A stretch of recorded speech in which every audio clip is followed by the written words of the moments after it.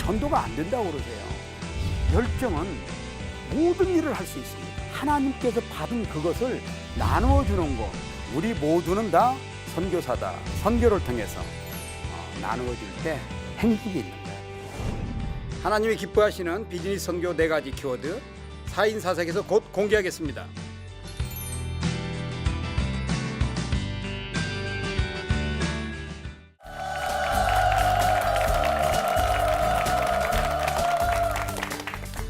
안녕하세요.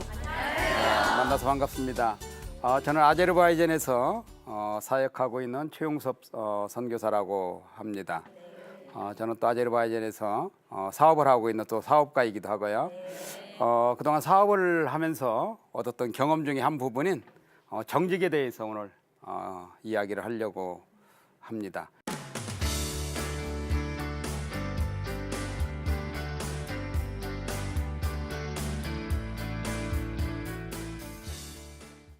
저는 아제르바이잔에서 제가 거주 문제, 비자 문제 어려움 때문에 사업의 사자도 몰랐지만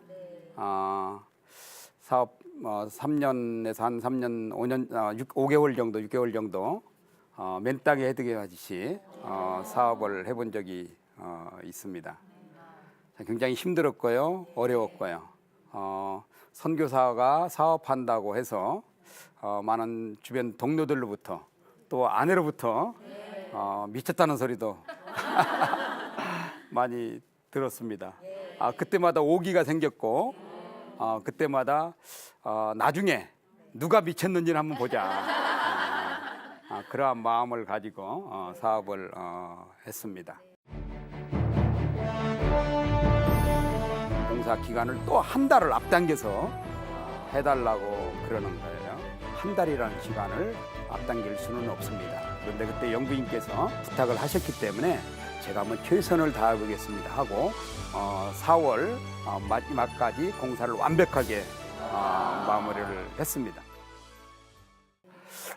제가 이제 2004년도에 한 사람을 통해서 정부 프로젝트 사업을 진행하게 되었습니다.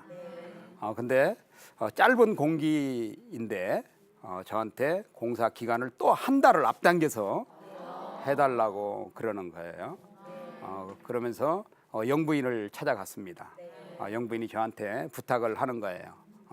자기가 유럽 체조 선수권 대회를 5월 1일부터 5월 4일까지 유치를 했는데 당신의 공사는 6월 초까지 하기로 되어 있지만 이 국제적인 행사를 위해서 당신이 좀 수고 좀 해주면 안 되느냐고 하길래 제가 그랬어요. 이 일정상 제조하고 또 선박으로 운반도 해야 되고 설치도 해야 하는 시간 때문에 한 달이라는 시간을 앞당길 수는 없습니다. 그런데 그때 영부인께서 저한테 사정을 하는 거예요. 그래서 제가 그랬어요. 영부인, 저를 믿으시냐고 그랬더니 믿는다는 거예요. 그래서 제가 영부인한테 그랬습니다. 나는 크리스찬입니다. 그러면서 나는 크리스찬이기 때문에 영부인께서 부탁을 하셨기 때문에 제가 한번 최선을 다해보겠습니다 하고 한국에 날아갔습니다. 한국에 가서 제조유사한테 사정을 했어요. 내가 나의 마진이 발생하지 않아도 좋으니까 배로 보내는 걸 하지 말고 비행기로 실어오자. 근데 배로 실어오면 55일이 걸리는데 비행기로 실어오면 5일이면 되는 거예요. 그래서 비행기로 실어 와가지고 공사를 4월 마지막까지 공사를 완벽하게 마무리를 했습니다.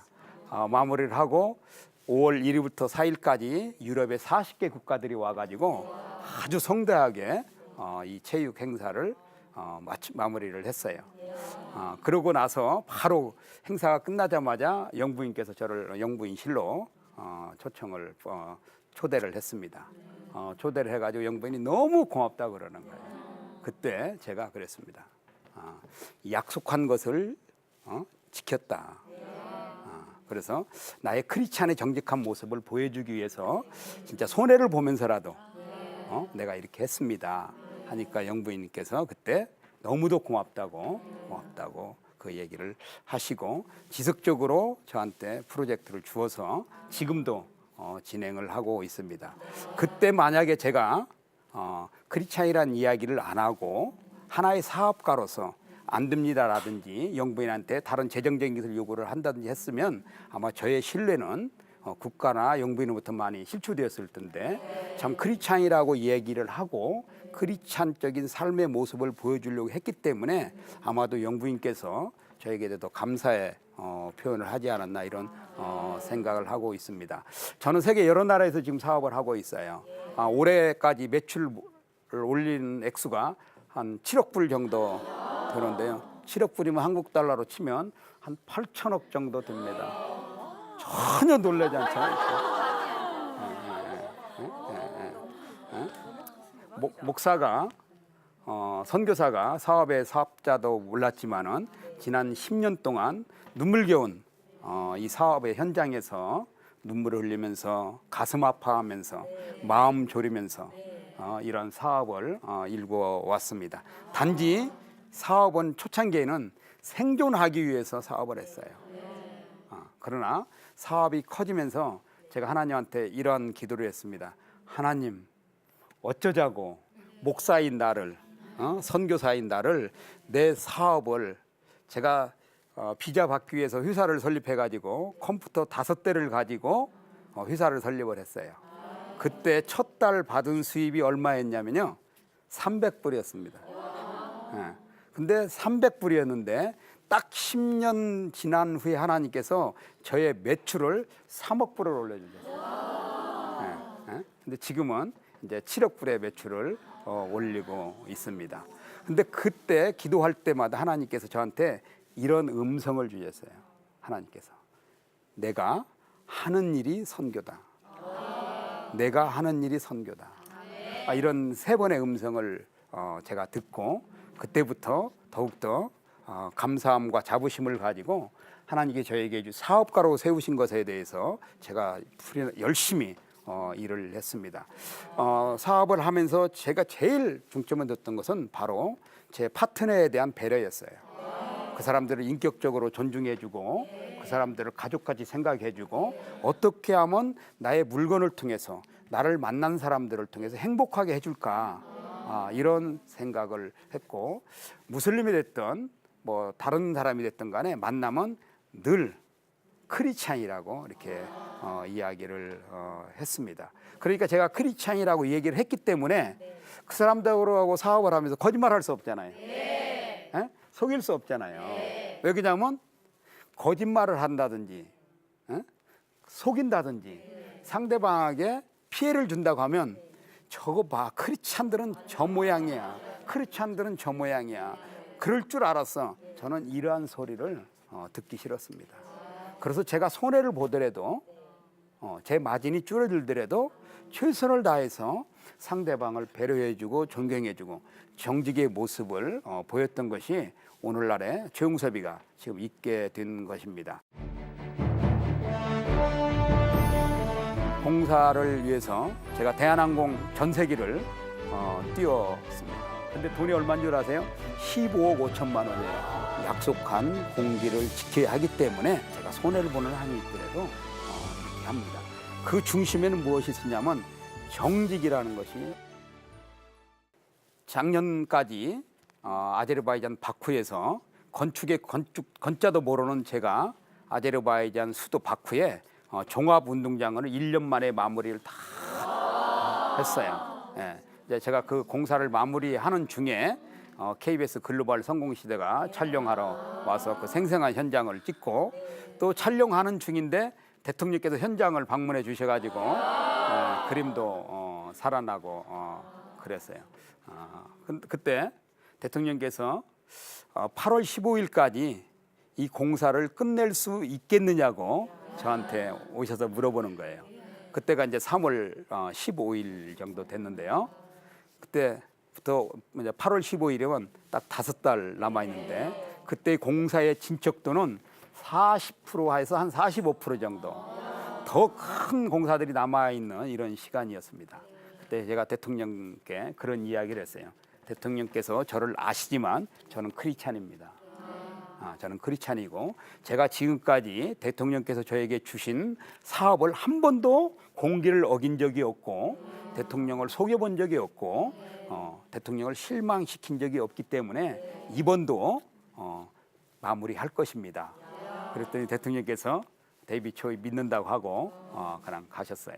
근데 저는 이제 말을 했기 때문에 책임을 져야 되는 거 아니에요? 근데 아제르바이잔 제가 사는 수도에는 1년에 눈이 2번 옵니다. 한 번은 한 10cm 정도 오고 한 번은 또 한 2cm 오고 딱 끝나요. 근데 작년에는 환경이 바뀌어가지고 눈이 한 달 내내 오는 거예요. 한 달 내내. 예? 한 달 내내. 그것도 뭐 1, 2cm가 오는 것이 아니고 뭐 5cm, 10cm. 이 축구장 공사가 전부 다 크레인이 동원되고 수많은 사람들이 동원되고 장비가 동원되고 하는, 그리고 전부 다 메탈을 만지고 이러는 건데 공사 일정이 계속 지연이 되는 거예요. 그때마다 쓰린 가슴을 끌어안고 눈물을 흘리면서 기도하면서 하나님 어떻게 합니까? 하나님 이거 살려주셔야지요. 그런데 또 미국이 호르무즈 해협을 그때 전부 다 또 봉쇄를 한 거 아시잖아요. 그러니까 컨테이너가 한국에서 들어와야 되는데 그 바다에 둥둥 떠 있고 컨테이너가 보통 한국에 부산을 출발해서 박구까지 45일이면 오는데 뭐 55일, 60일 2달씩 걸려서 오고 이런 와중이었습니다. 참으로 굉장히 힘들었어요.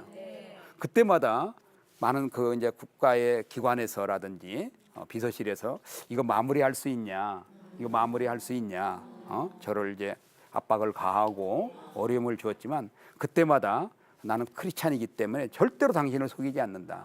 공개 일정 하루도 놓치지 않는다. 믿어줘라. 믿어줘라. 그래서 그런 이야기를 하고요. 그다음에 공사를 위해서 제가 대한항공 전세기를 띄웠습니다. 컨테이너로 가져오면 한 2달 정도 걸리고, 근데 컨테이너를 한 대 가져오면 500만 원, 600만 원 불이면 드는데 대한항공 제일 큰 전세기에 화물을 62톤을 실을 수 있어요. 근데 돈이 얼마인 줄 아세요? 15억 5천만 원이에요. 이런 것을 여러 번 띄워서 물건을 가져다가 공사를 마무리를 하고 그 소식이 영부인한테 들어갔습니다. 그랬더니 영부인이 저를 불렀어요. 이 프로젝트를 하고 나서 돈이 얼마나 남길래 물건을 비행기로 실어오냐. 그것도 한 번도 아니고 몇 번씩. 그래서 제가 영부인한테 이야기했습니다. 영부인 저 아시잖아요.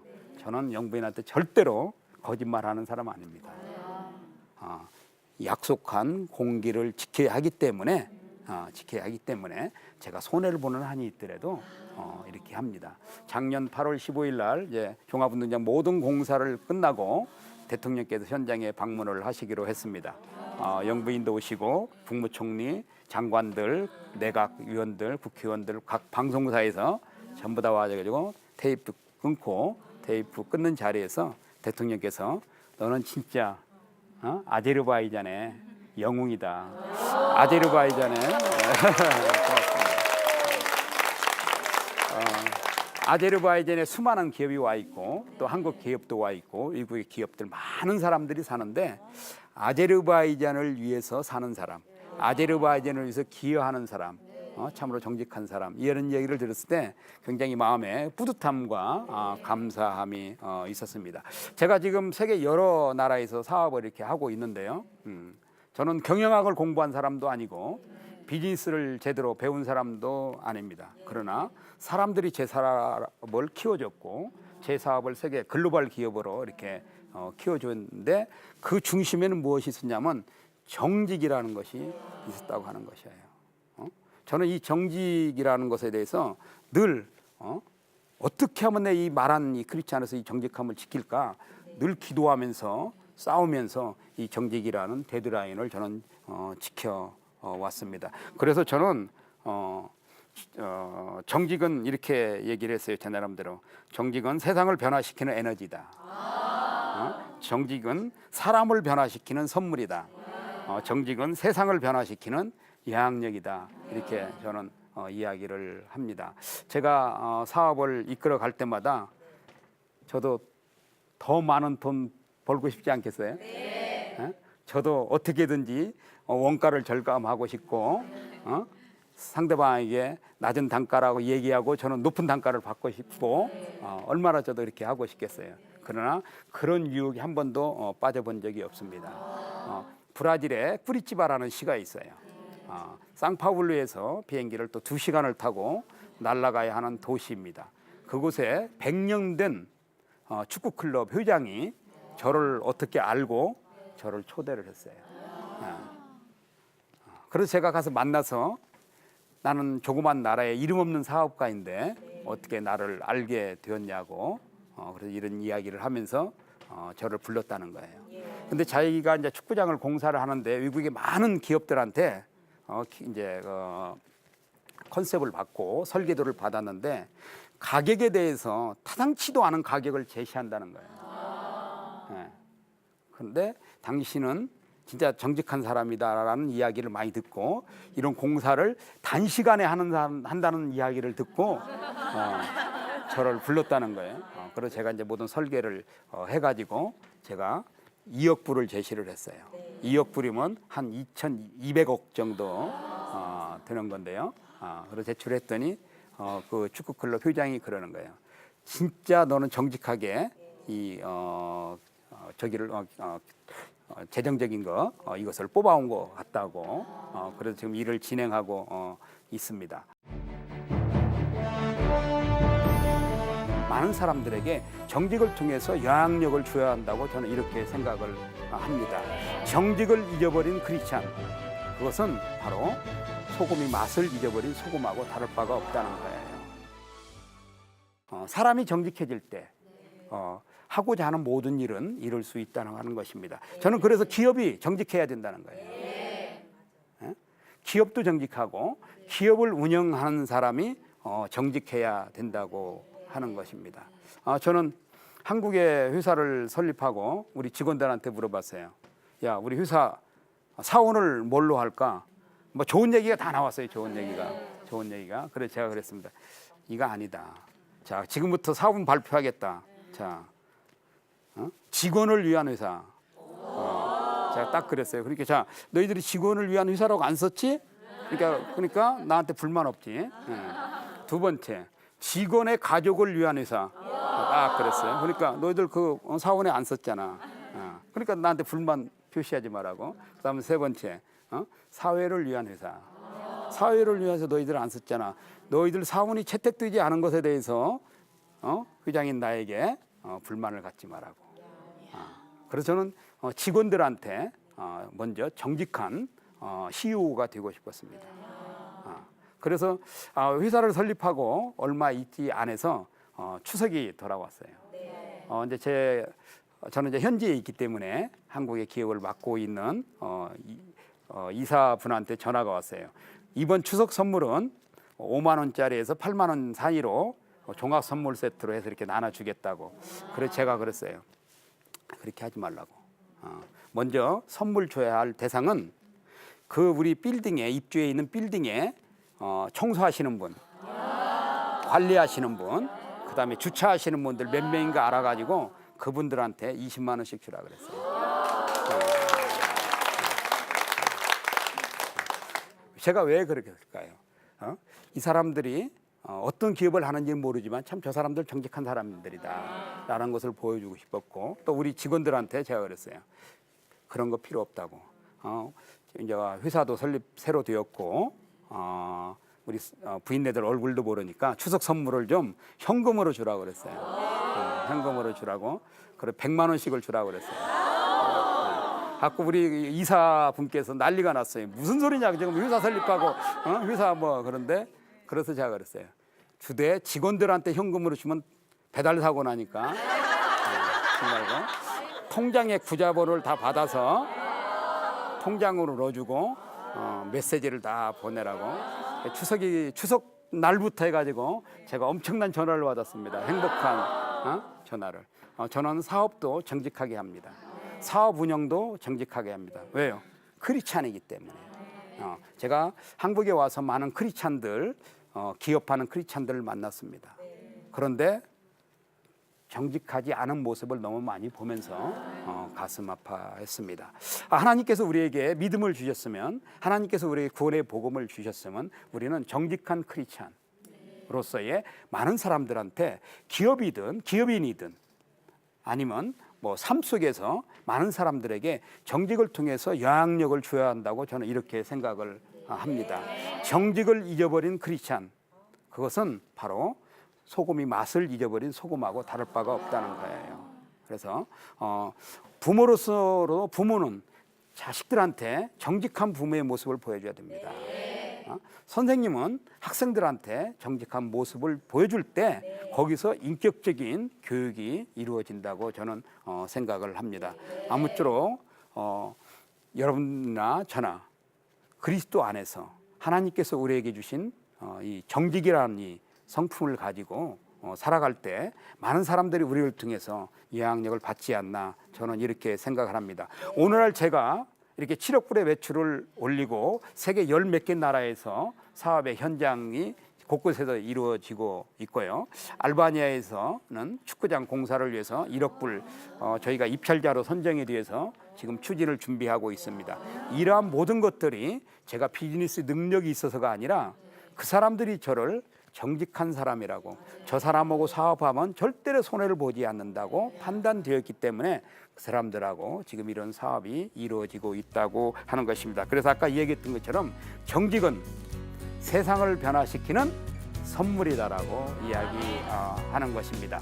자, 오늘 여기까지 마치고요. 다음 시간에는 열정에 대해서 이야기하기를 원합니다. 자, 감사합니다.